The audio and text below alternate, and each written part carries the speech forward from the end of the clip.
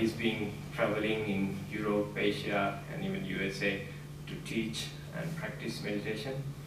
And today he's here to have a talk on the energy of mindfulness. So I cordially invite him to continue the talk.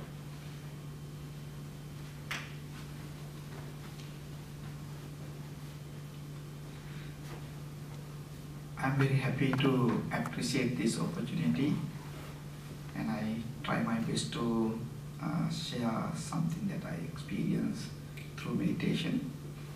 So I would like to first bring that every action that we program with mind, word, or action, physical action.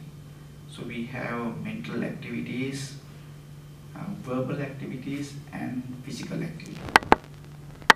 We expect the result of our action, so that action should be fruitful. So when we approach for the action with the expectation of having a result, most of the time we find that we succeeded. Sometimes we find that we fail. So there are two reasons. If we attempt that with a skillful state of the mind, that skillful state of the mind leads the action to the success. If that action has been undertaken by unskillful state of the mind, then we find that we experience the failure. So we can clearly identify there are two types of mental conditions. One is skillful, the other one is unskillful. Now at the moment that I take this opportunity to talk with you, and this is not familiar with me, so because of that I find that a little bit fear. So now when I am mindful, I know that I am not afraid, but this not familiarity, it gives me some trouble. So I am mindful and I use 35% of concentration to subside that fearful mental factors. Then I have 65% of energy to concentrate on what I am going to share. So that fear is under sleeping manner. If that fear comes to 65% and the courage comes to 35%, then I find that thought blocks and ideas cannot be taken with effort or effortlessly. So first I have to prepare myself to subside these destructive mental factors and find the space for constructive mental factors. Now it is clear, when we are mindful, then we find that we can identify the situation of the mind, whether it is restless. If the mind is restless, it is my responsibility to subside that restless state of the mind. It can be done. Now here that I try to become a familiar person with you, then I have confidence. So when that confidence has been established, then there is no space for restlessness.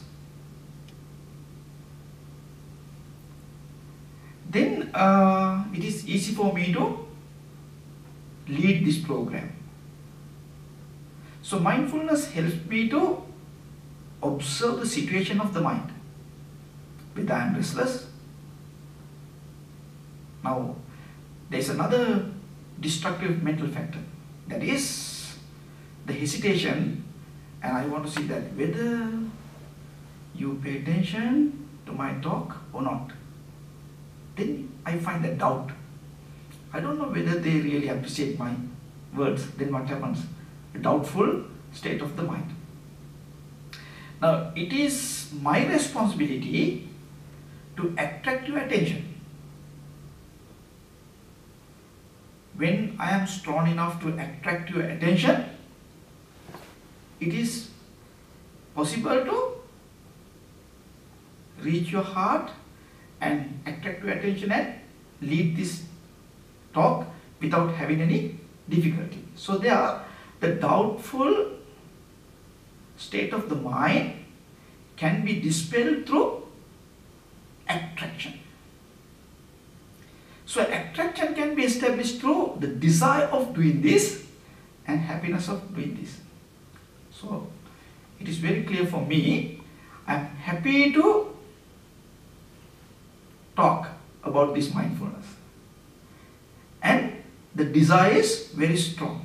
So desire and rapture are very important to attract others to the work that you want to do. Then you find that there is no doubt. Now it is very clear, the desire is very important situation in the mind.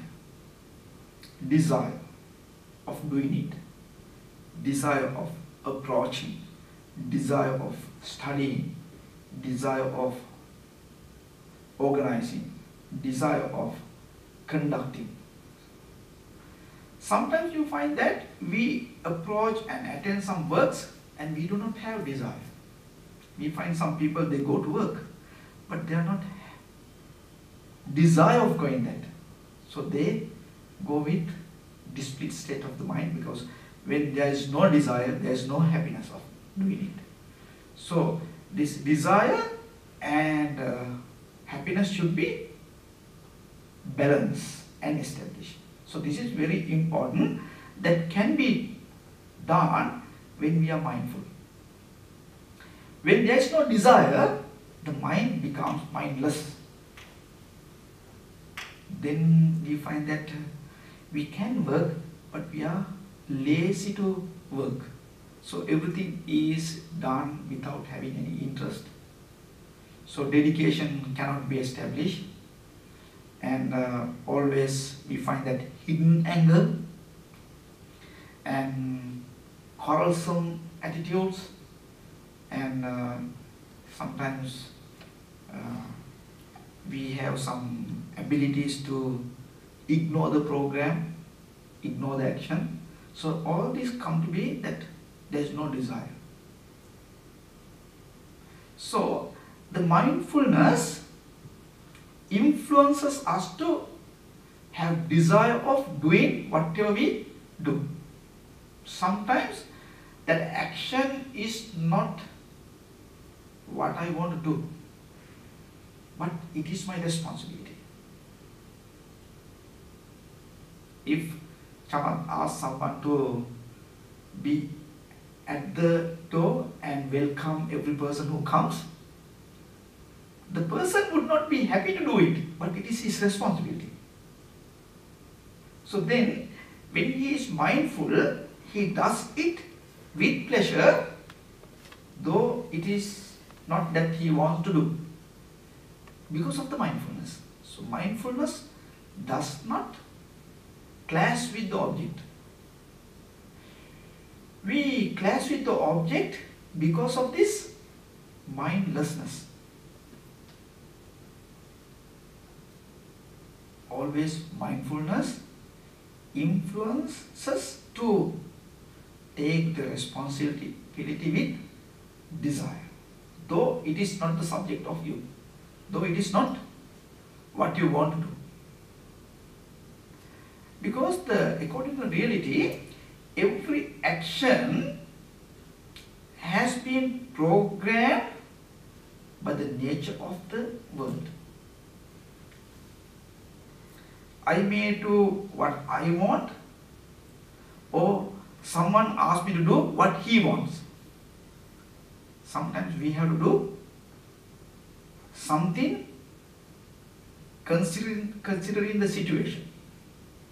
So there, though we desire of doing it or not, we have to do it because it is programmed by the nature. So when we are mindful, we find that it is easy for us to prepare our mind to find desire of doing it. Now, when we see that if I am a person who works in the prison, in the morning I have to take prisoners out from the room. It is easy because I unlock the door and take them. It is easy for me to do as a prison officer, but it is very difficult for me to take them to the room in the evening and lock them. If I am mindful, I do it with pleasure, because mindfulness influences that it is not my fault. They have come to the prison because that is decided by the court or his karma or something like that. So now you find that the prison, the officer in the prison working as a prison, in charge of the prisoners, not with desire, but when he is mindful, he desire of taking that responsibility. Then he finds that he is happy to work there, so he can work. Otherwise, what happens? He is going to the work without pleasure, so a lot of troubles in the heart. He is coming in the evening with a lot of tired, because when there is no desire and no rapture, then we get easily tired of working, getting tired, because that there is no agreement of doing it, so there are a lot of arguments. I don't like to do it, but I have to do it. Then tired. Here, I don't say that I like to do it, but I like of doing it because it is my responsibility, duty. So then he becomes a very friendly person to these prisoners, a kind person, because kindness cannot be activated when you are mindful. So then you become a helpful friend, supportive friend, and everything is properly organized.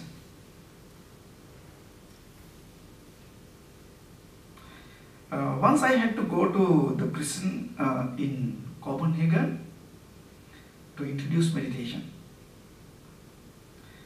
That is the first time that I have gone to a prison. And then they gave me a chair, and I sat there. Then it was a table. The others sat around the chair, around the table, and now I have to lead a meditation program. So I decided to spend 3 minutes, and I suggested them to close their eyes and being aware of the environment through ear. Be mindful and observe what are the sounds that they hear. This was the meditation. After 3 minutes, I just wanted to know what they experienced. Then one started speaking. He said that, how can we listen to the world? Because we have a lot of problems. I have a family. When I am discharged, I have to go to the family without having any sense, and I can't find a job because I am a person with punishment and this and that. Then it became a very good opportunity for others to speak. Everyone speak about how can we listen to the environment, because we have a lot of problem inside. And everyone was so unhappy and angry. I listened to everyone. Then when they speak in that manner, then I found that after that they became silent. Then I said that, okay, now this is not the opportunity that you think in that manner this moment for 3 minutes. Always you think of these things. So because of that, you couldn't make your mind free from all these complaints and other things and hear what you hear from outside. I would like to suggest you again, keep all this problem away and you have 3 minutes just to be free from all these troublesome thinking patterns and listen about the nature. And I suggest again, I had that energy and courage to suggest them to do the same thing that they didn't want to do. And I explained, let's be free from all these complaints and other things and suffering, difficulties in the heart, and find freedom for 3 minutes to listen to the nature. Then they followed what I said. And after 3 minutes was over, one says that this is the first time that I found happiness to hear a sound of a bird. In that they explains the beauty of hearing. And then they became friends of me. I could find more space for sharing the importance of meditation. And then they wanted to do meditation, especially practice of love and compassion. And after 3 years I went there, and now they have a Vipassana meditation team.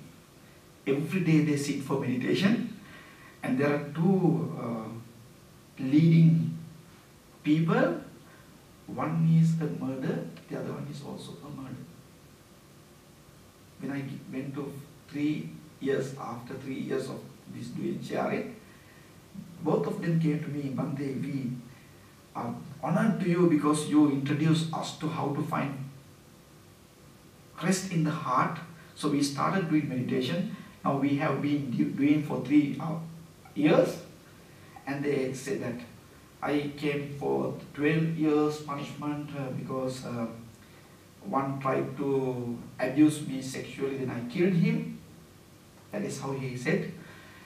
And I have another for 8 years to be in the prison. And after that I come to Sri Lanka and I find robe under guidance of you. Bhante, believe me, definitely I come to Sri Lanka and become a monk. Can you help me? I said that, okay, I'm ready to give you the robe. That is how he explained.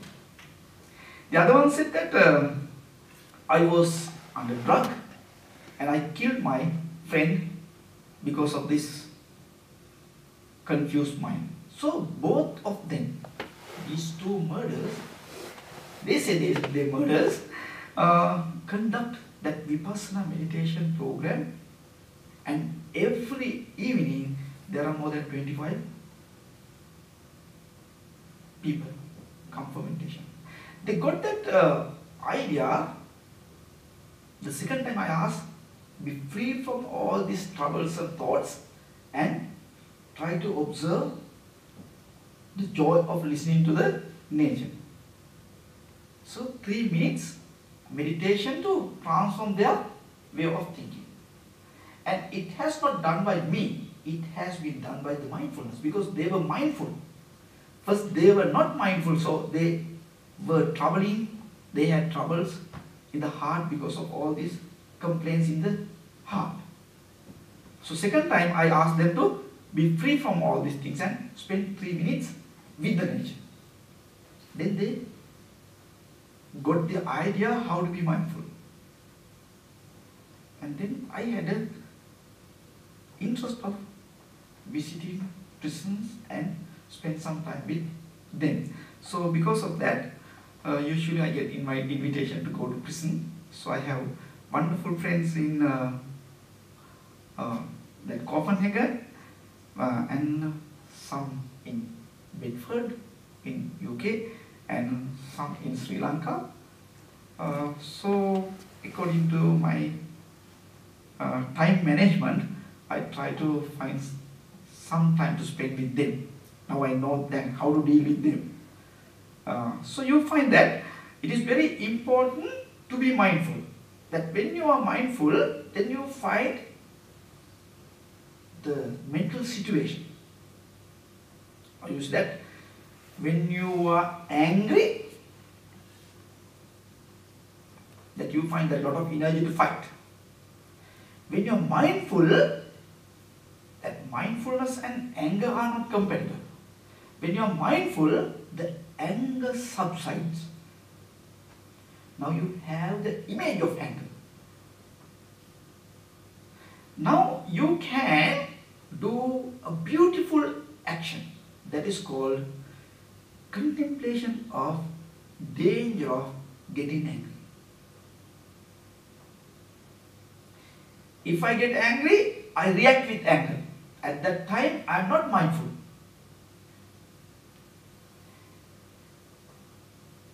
I get angry, then I become mindful. Then what happens?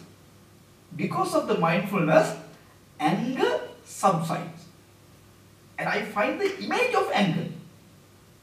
Then I can contemplate on the danger of getting angry. Now I prepare my mind not to react with anger, but to establish endurance. First, I learn it because of mindfulness. Then I lead it with some other mental factors. Then I know that how to deal the situation when I am angry.